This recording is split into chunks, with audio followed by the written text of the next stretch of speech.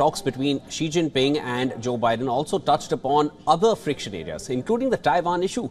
Not toning down on the issue, Xi Jinping told Biden to stop arming Taiwan and that China's reunification with the self-ruled island was unstoppable. Of course, these are terms used by China. Joe Biden, of course, responded to this. He assured Xi Jinping that Washington was determined to maintain peace in the region, but he asked Xi Jinping to respect upcoming elections in Taiwan. Both leaders held first in-person talks this year. They met last year in Bali during the sidelines of the G20 summit, which was their last face-to-face meeting. However, the ties have been frayed since then. Contentions have intensified over Taiwan, the South China Sea, tech dominance, stance on Ukraine war, amongst several other issues. Biden, during the meeting, said that US and China have to ensure that competition between them does not veer into conflict. He said that at the time the world faces several critical global challenges, it demands their joint efforts. Now, Xi Jinping, who is on a US visit for the first time in 6 years, said turning back on each other is not an option for US and China. He added that US-China relations have kept moving forward and twists amid all the twists and turns. He also highlighted several problems the world is facing right now, specifically the economic impact of COVID-19, and said that it demands greater US-China cooperation. President Biden, what's your... 作为世界上最重要的双边关系，中美关系要放在世界百年变局、加速演进这个大背景下来思考和谋划，为两国人民带来福祉，为人类进步展现担当。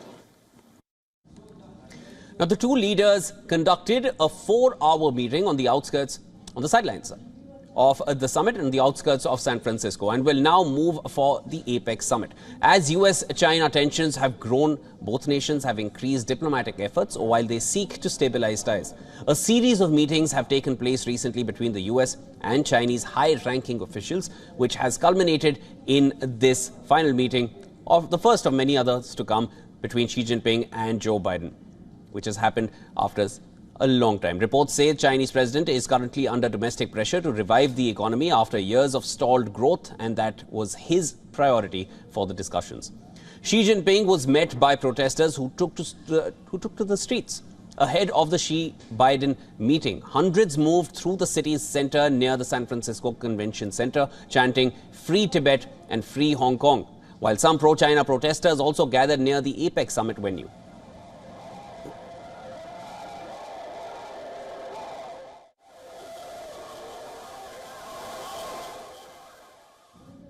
All right, for more on this, our correspondent Susan Teherani sends us this report from New York on the final outlook from President Biden's meeting with Xi Jinping in San Francisco. Listen to this.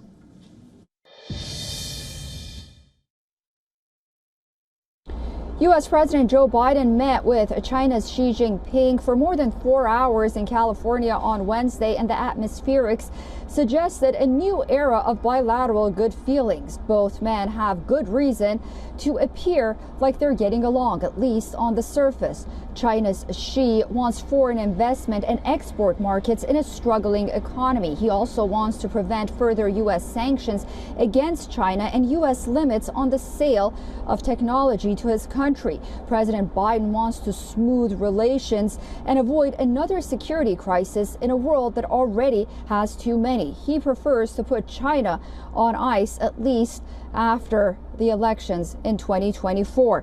And while China has made empty promises regarding fentanyl and the climate before, it may be Beijing's geopolitical ambitions that will ultimately continue to be a thorn in the side of the Biden White House.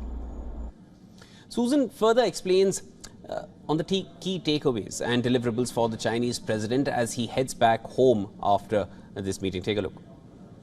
The messaging in the Chinese media regarding this meeting has been very positive, and that's something that's rare to see. However, Xi Jinping prefers the United States to step aside, move away from the Middle East and the Indo-Pacific.